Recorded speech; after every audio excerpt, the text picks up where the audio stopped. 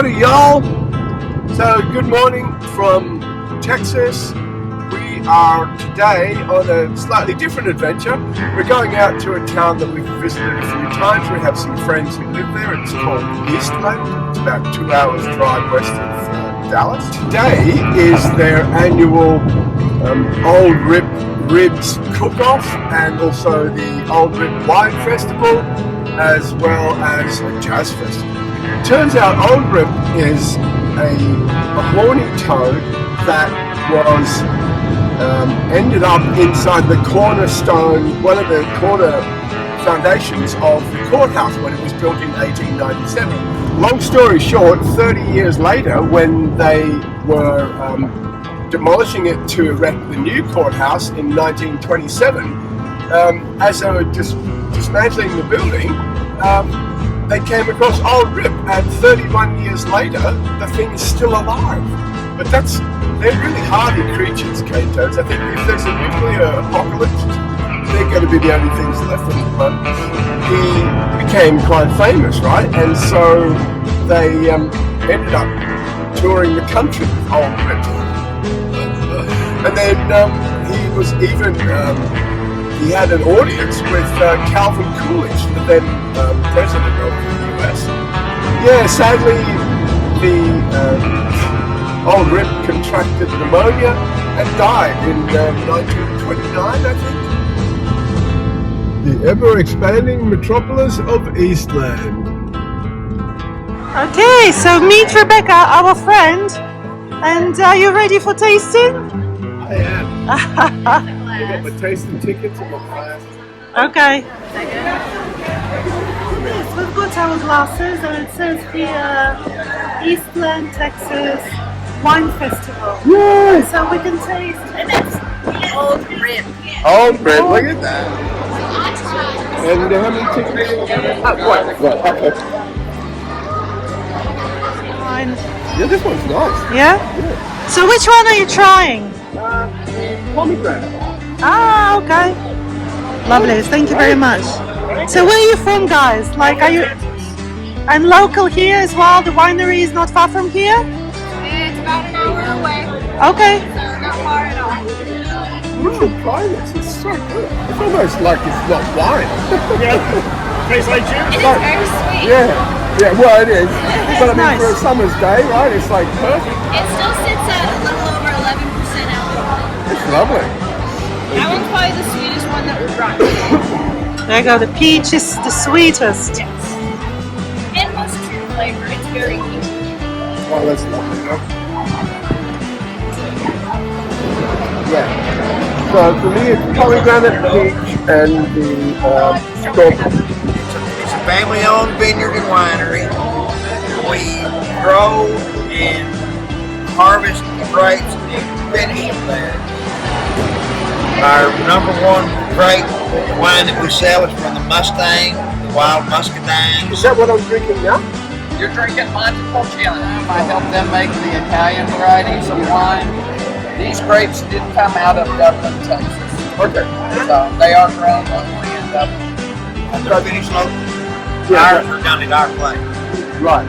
But it's got everything from when it comes out of the ground to in the bottle, it's all over. It's all over, right there, every bit of it. This is a beautiful, beautiful spread here to accompany the wine festival. Everything you need and even more.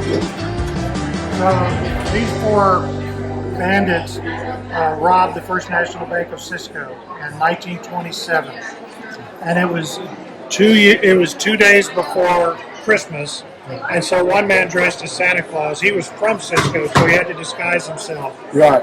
and that's why it was known as the Santa Claus bank robbery almost from the start.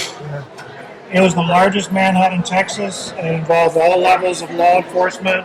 7 days later, they captured these guys. One was killed in the getaway. One was sent to the electric chair in 1929.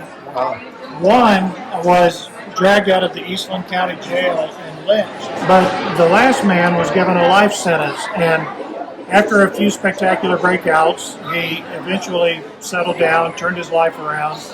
He was given a conditional pardon 15 years into his life sentence. full pardon by Governor John Connolly in 1964. And when he died as a 90-year-old in 1996, he had been a married model citizen for 50 years. Wow. And that part of the story is never told, but I decided to tell that. That's why it's called The Last Man. Yeah, so we'd heard the story about the townsfolk, you know, basically raiding the county jail to get this guy out because he killed some locals, didn't he? He did. Yeah. So he was feigning insanity, and Eastland County brought him back, and he broke out of his ruse, and he killed a popular jailer in the process.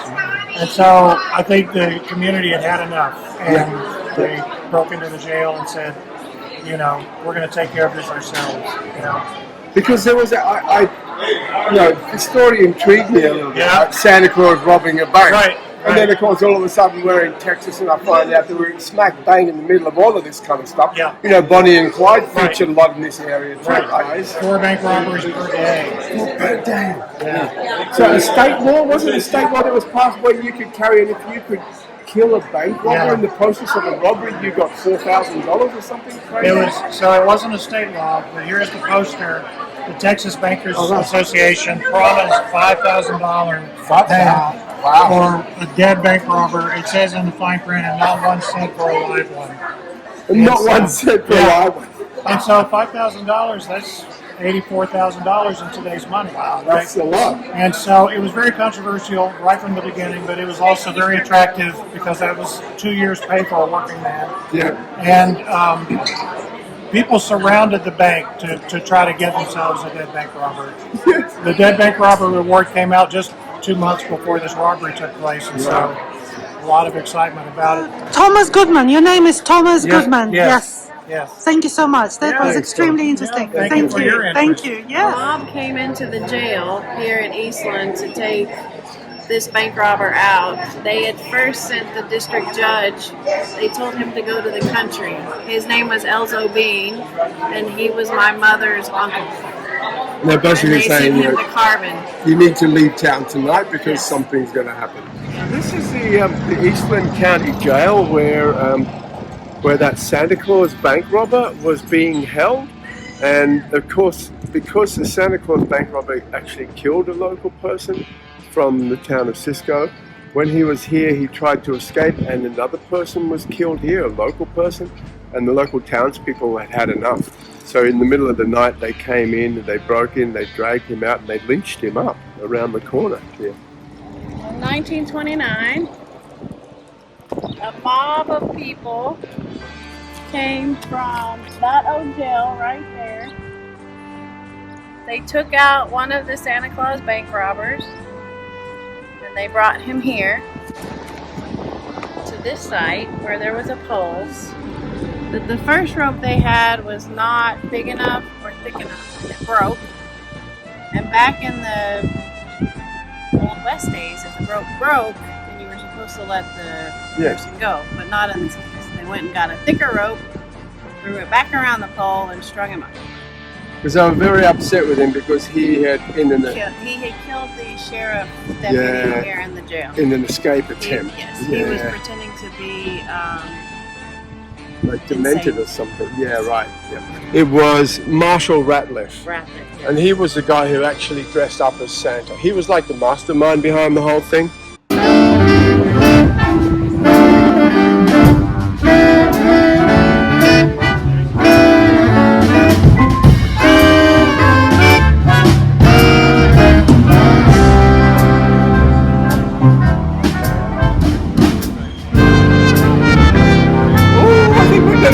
See Old Rip. Come on. Hold on to your pants. No way. That's it. There he is. Oh, look at that. I don't know if you can see it. Tiny. He probably shrunk over the years.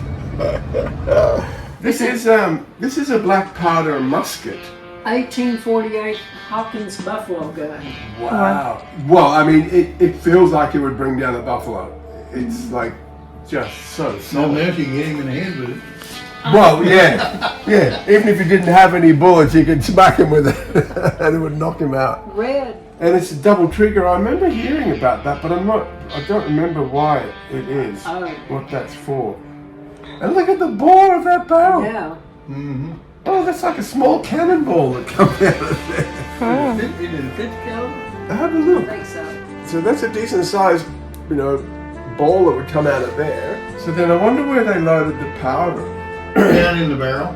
Oh, right, with it. Okay, and this is, there it is, look. That taps it That's down. your ramrod. Yeah, but it won't come out anymore. Right, so they would put, what was the deal? It was like some powder and then a bit of cloth, right? Yes. And then the ball. Right. Right. Well, I think they put a little bit of cloth and powder and then the cloth on top of it. Okay. And then the ball. Right, got it, right. Oh my. I mean, gee, it's just so amazing. I watched him build that, Wow. and I didn't know I was going to do it. That is gorgeous. I mean, it must be like 25 pounds. Pretty close. No.